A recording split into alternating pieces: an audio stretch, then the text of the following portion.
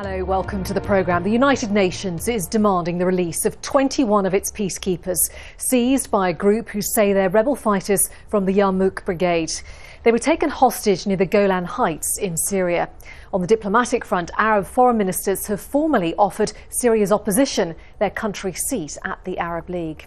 All this as the UN says the number of registered refugees has now passed 1 million.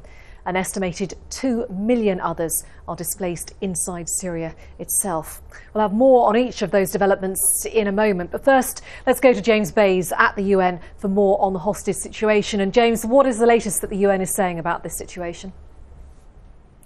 The very latest in the last few minutes. A few more details have come in a statement that I've got here from the UN Secretary General Ban Ki-moon. He is condemning the detention of these UN peacekeepers. He's referring to 21 peacekeepers, as you just mentioned, Felicity. Earlier on they were saying around 20, so we now do have an exact number. We know that that force in the Golan Heights has been operating since 1974. We know that currently the nationalities are there: Croatia, Austria, India and the Philippines. No confirmation. I'm hearing some reports, but nothing that we can confirm to you yet on the nationality of those peacekeepers. There's been a lot of meetings taking place here at the UN about this, including a special session of the UN Security Council, a closed session. After that, the Russian ambassador, currently the president of the Security Council, read out this statement.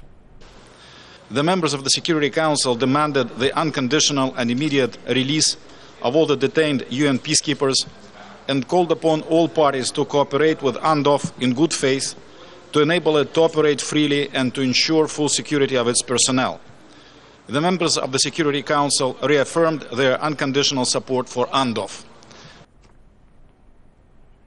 Well, after saying that, the Russian ambassador spoke in a national capacity, not as the president of the Security Council, but as the Russian ambassador. It was interesting what he said then. He added, some people are trying to extend the geography of the conflict in Syria. Somebody is trying very hard to blow this crisis up, Felicity.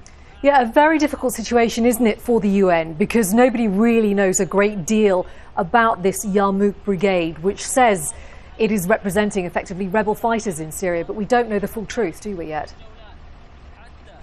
Well, I think it's extremely difficult for the UN because when you look at the demands for the Yarmouk Brigade, they are that Syrian government forces pull out of this area. Well, that is not really in the control of the United Nations. There's very little the United Nations can do. It can speak to the government of Syria. I'm sure it is speaking to the government of Syria. I'm sure it's also speaking to some other Arab League countries who may be able to influence parts of the armed opposition. The UN, when it faces threats to its staff around the world, is normally very cautious, very quick to pull people out of positions where they could be at risk. That I don't think is going to happen here. No one wants this force to leave the position it is now, because on one side of where the UN peacekeepers are, you have Israel. On the other side, the Syrian side, you have Syrian government forces and rebel forces engaged in battles. The UN really needs to be on the ground here.